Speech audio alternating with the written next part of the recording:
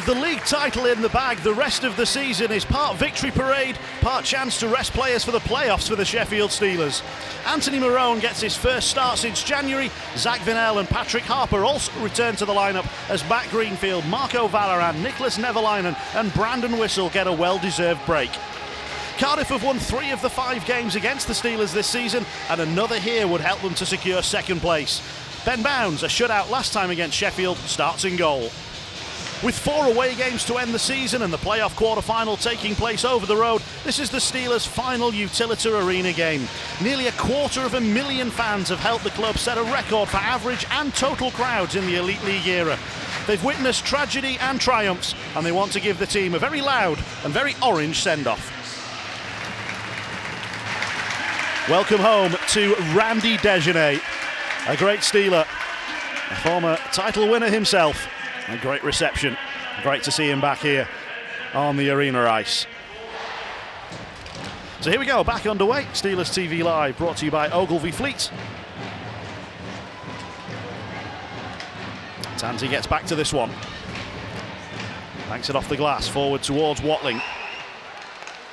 Good switch, Cormier. And now Ciampini, inside of the post, and Bounds has put it in. Oh, the Steelers have caught a break because it hit the post and came back. And as Bounds spun around, I'm sure he's knocked that into his own goal. Yeah, credit Cormier from coming up the ice in a hurry.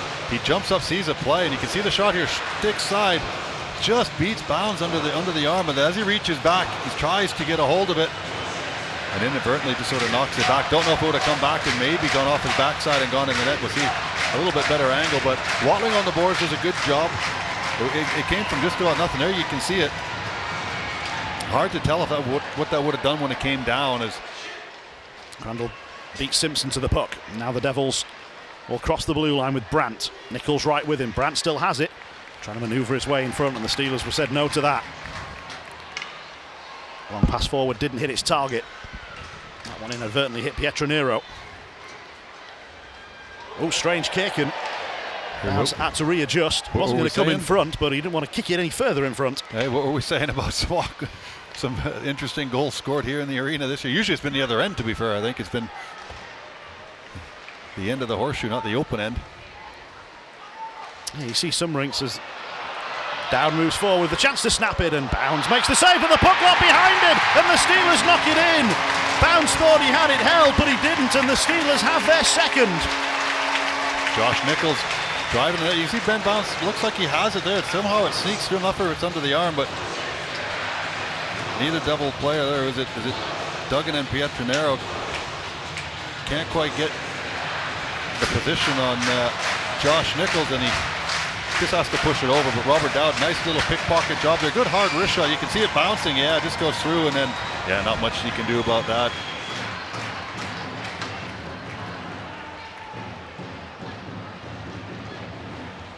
That's going to be no tripping call. Wow. The Devils will move in and they'll shoot wide through Crandall. And now the Steelers miss a chance to break at the other end because the puck just took a little bit of a bobble on Scott Allen. We'll have to see if that's a toe pick or if Mr. Miller just decided not to actually call a penalty, seeing it was right in front of him. I think you can hear the fans' reaction to it. And then Aaron Fox is like, what's going on? Absolutely giving it to him on the bench, and we'll see it here. Yeah, sticks in the feet. Yeah, I don't know how you not call it, especially when they turn around right there and there's a 2-on-0 pretty much. And a big opportunity. There's no reason why Aaron Fox shouldn't be absolutely giving it to Andrew Miller on that one.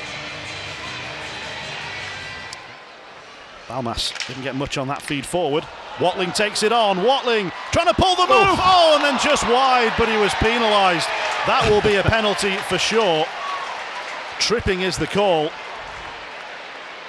It won't be a penalty shot, but it will be a power play for the Steelers, as Watling was threatening to do something very special. Yeah, it's amazing how quick he can get to that. He's got almost zero room in behind Wild, and he still comes through. And I think is it more of a tripping penalty on Ben Bounds, I think? Is it his stick that gets underneath him? See if we can have another look at it. Either way, he's not in the most nicest of opportune positions, but he goes down on the ice as well. I think it is going to be a Ben Bounds as you look at Riley Brandt going to the box. So Ben Bounds doing what he can to break the play up, with Watling charging towards the back door.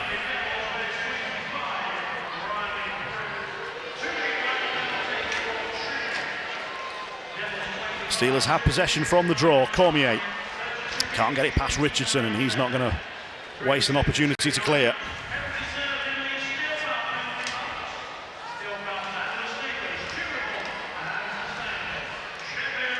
Cormier carries the puck in, sends it to the corner, hoping that Simpson can get to it. Clearing attempt will swing to the far side, and Dowd. Cormier back for Dowd. Usala, Harper and Simpson, the other members of this power play unit. Fired at goal by Dowd. It's past everybody, but not out of the zone. Good hustle from Cormier. He's invited pressure onto the puck. Steelers do keep hold of it. Harper. Simpson. Throws it out. Usala, good quick shot. Better save from Bounds. Dowd. Chance to snap it outside of the net. Ooh, Ben Bounds just sort of sneaking a little bit to his blocker's side, and Dowd puts it glove. Dowd again, trying to feed it in front. Gets blocked straight back to him. Cormier. Dowd. Manoeuvring forward. Robert Dowd trying to go all the way himself. He surprised himself there, Robert Dowd. He didn't think he'd actually get through. Richardson went down for the block, and Robert Dowd didn't know what to do. Here's Harper. Trying to look back door, and the Steelers score. It's a beautiful feed from Harper and a clinical finish from Dowd. Yeah, what a fantastic little feed through the legs from Harper. Watch this, he's looking all the way, but there's no lane. And then look where he puts the puck. Right here, comes through, and then finally finds it through the feet of Usala, and Robert Dowd sneaking in that side. Tough little one-timer on the side. You can see Ben Bounds going, oh, for crying out loud, guys, what's happened there? Richardson doing a pretty good job before that, blocking a shot, getting him some lanes. But yeah, this is all about the pass that beats Ben Bounds, nothing else. That's the pass. There's nothing that he can do about that as it gets fed through the box. He's not dropped in concentration. Balmas knocks that down, and not with a high stick either, so he can carry on. Fed across, Watling brought it down, but he can't lift it in. Yeah, he's not happy with himself either. He thinks he should have had that up top shelf. Thinks he just missed it, but great job going from one end to the other. And he knocks this puck down as it comes through at a pretty good pace. He knocks it down right there. You see that good blade of the stick, and then he's trying to go upstairs. You can see the room's there. Ooh, yeah, he just, as I say, 12 minutes to go here. Devils on the power play, but the pass was a little behind where it needed to be, and the Steelers always like a short-handed break. Newman leads this one, and he's shot far corner, and the puck is there. It's another short-handed goal for the Sheffield Steelers this season. Simpson gets the credit for the final touch, as once again Bounds thought he had it, but no. Again, it just goes off the bottom of the blocker, Ben Bounds, but give credit to the Steelers forwards. They're stopping in front of the net. They're driving towards the net. So if there is anything there, doesn't matter which goalie is in the net. You drive that opportunity. You can see that he's stick down ready for it. He actually pulls it out from underneath Ben Bounds' pad as it just drops down behind Bounds. You see his shot right there. It's just sitting there, and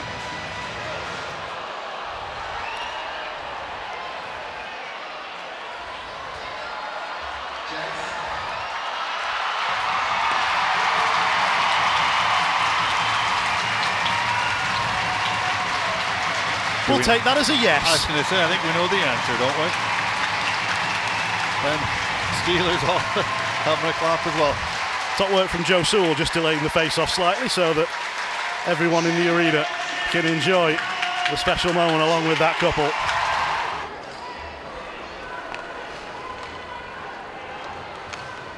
Here's an opportunity for Martin, who he got the quick shot in, and Marone wants a whistle because that puck hit him in the helmet. Yeah. So he's going to take his helmet off, which is always a little bit of a risk. Well, referees are there to recognize if it is or it isn't. You can see that the strap has popped off, and he's trying to show it to him right now. And Miller's just sort of, whether the reaction is just a bit slow. You can see the whistle going up as Marone says, "Sit me in the head, I need the whistle." Now they're just having a chat about it, but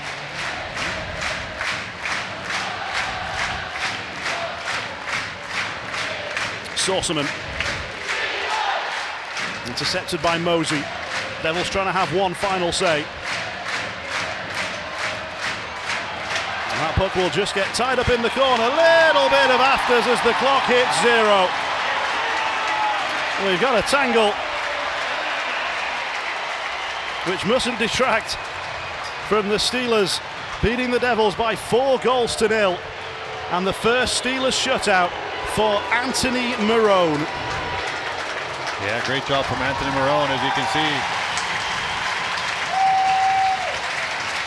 Nobody's perfect, but Anthony Marone is pretty close. 12 games played, 12 games won.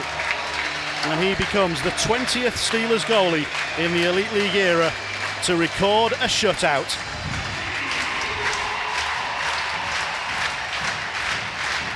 Tony Maroney Eddie. Final game at the Utility Arena this season. And these Steelers fans have witnessed a lot this season, good and bad. This is a final send-off.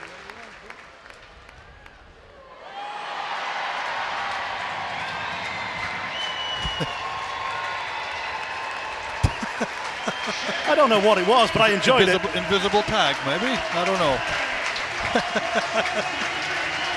Inside joke amongst the boys, maybe we'll find out later in the week. Or he's just having a really good dance, I'm not sure.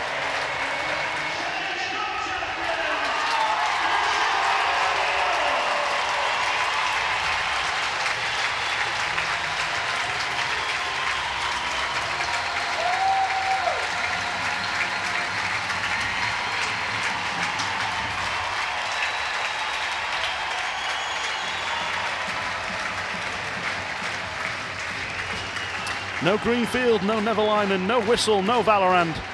But no problem for the Sheffield Steelers. They beat the Cardiff Devils by 4-0. They are 14 points clear at the top of the table.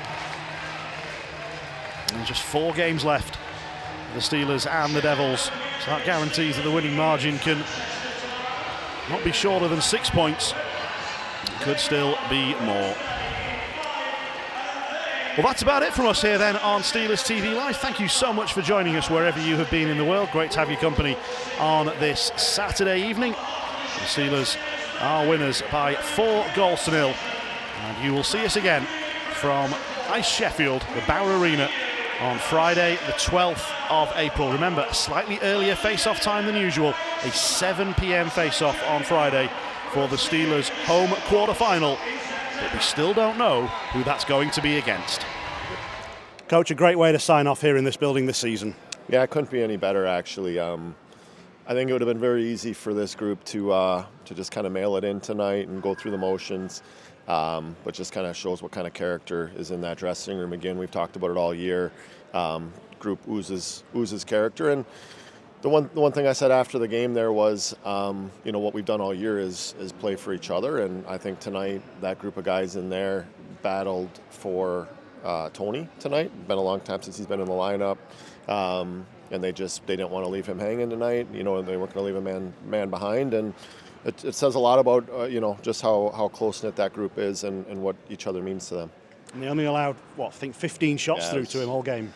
Yeah, really, you never know what you're going to get in these dead rubber type games, but we had not a very heavy week. We didn't come in for a full skate till Friday. We skated this morning for the second time, so I was a little bit worried about the legs after some heavy celebrating, but guys got into it, competed hard. I thought we defended the house really, really well, let Tony make the first save, and then we stuffed 5 into the slot area and defended really hard. So really couldn't be prouder of the group. What of also a great send-off to the fan, 9,200 fans here again tonight. The last 7-8 games, it's been over 8,000. Like, it's just crazy. You know what I mean? The vibe in here right now, and fun night.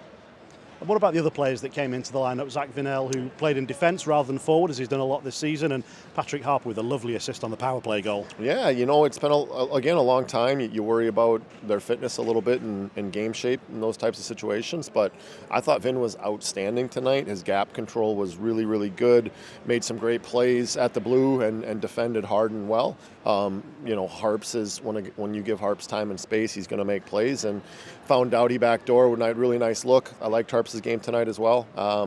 Honestly, there wasn't anybody that I didn't like tonight. It was just a good team effort. And a 12th short-handed goal on the season as well. That must be pleasing. Yeah, I think we ran the numbers the other day. I think we've given up 17. You're the stat guy. You'd probably know this, but I think we've given up 17 power play goals against and scored 12 at a net -5 on the penalty kill. That's pretty impressive stuff. And the team goes again in Manchester. Is there likely to be more rotation, or will it be the same bunch of guys out there again? Yeah, I think, again, barring anything, we've kind of have a plan in place on who's going to come in and out. We'll roll Tony again tomorrow, obviously. Nicky will come back in. We'll have another D that probably sits out, keep Vin in. Valley's a little bit longer term, probably. We probably won't see him till next week sometime. And it's a busy finish to the season after Manchester on Sunday with 3 and 4 days in Scotland and Northern Ireland. Yeah, we'll do what we can to manage that situation, best we can. We're probably not going to run the same 20 guys all 3 of those games as well. We'll probably give Tony the Wednesday game and then make a decision on the weekend from there. 14 points clear at the top of the table. Do you catch yourself looking at that and thinking, wow, this is really something special? Well, I caught myself looking at it all year, but right now I'm looking at what's going on at the bottom. So it's interesting down at the bottom right now too to figure out who's going to finish 6th, 7th, 8th. So that's pretty exciting right now. But again, for us, it was we grinded hard this year and did a really, really good job. And we don't want too many bad habits to slip into our group right now. I know that when it comes time to dig in and dial in, come playoff time, we'll be ready. It's not ideal, but it's unavoidable that the playoff game has to be over the road at Sheffield. Does it help that the team has already played there once in a competitive game this season? I don't think so, Jonathan, if I'm perfectly honest with you. I think, again, to no fault of ours, the arena, just the situation that crept up with the national team and having to move the week or the season a week earlier really put us in a tough spot. It's not like somebody take that's coming in here, so that's not something that could be moved either, which I understand the business side of this, but yeah, I mean, we've had 9,000 people in here, you're going to have 1,500 in there, you kind of lose the atmosphere and the home advantage, but like I said, I love our group and I'm sure we'll be amped up and ready to go. And the home leg first, that won't be a problem for the road blokes, surely? Well, again, you know what I mean? We decided on that. We had to make a decision on that because the venue needed to move some stuff around, whether it was going to be Friday, Saturday, or Sunday. And I just felt like with it not having a huge home advantage anyway, being at Ice Sheffield and not having 9,000 people there, that us only traveling once was probably the right play. Sometimes it's, you can't, it's hard to make those decisions this early, but we'll hopefully get off to a good start. Coach, your thoughts on tonight's game? Not good. I just thought that's the worst game we've played against Sheffield the whole year. We've had good games, and I thought we made it really easy for you guys to have a part in your own rink in your last game.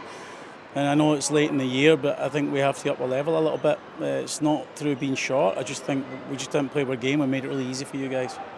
There were a couple of moments in that game where fortune perhaps didn't favour your side. A shot off the post in the first period, then early in the second period, one off the Steelers off the post that ends up in the net. Yeah, but you got to work hard to gain luck.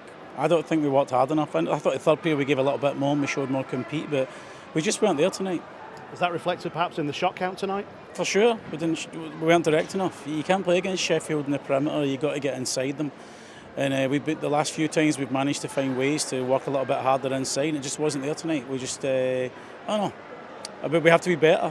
I don't think it's the time of year to play exhibition games, and I know it kind of felt like that a little bit, but we've got to be better than that. You can't play even a game at this time of year against a top team and think that's enough to get anything or even really compete into the game. And I think we got to come. It's in the room now. They have to want to come and go again. And I know it's tough. We pushed all year and we couldn't get close enough. And you guys are the champions and Worth League champions, but I'd like to see a little bit more now, and I'm sure the Cardiff Devils fans would as well. So is the message then 4 games of the regular season left to put it right? For sure. We've got to use these games. You can't just sit off and go to a 2-game series in the playoffs and hope you heat up. We need to find a little bit more. Over the course of the 50 games so far, the Steelers have won the title, but the Devils have got a 3-3 record against the Steelers. Is that anything that you can take ahead of a potential matchup further along the line in the playoffs? For sure. I think we usually have good games. We've said it all year, but tonight wasn't good enough. Disappointing. I don't expect us to go at this time of year and run each other through the rink. We know that's not going to happen when you have won it and we've got away, but we've got to do more than that, a lot more.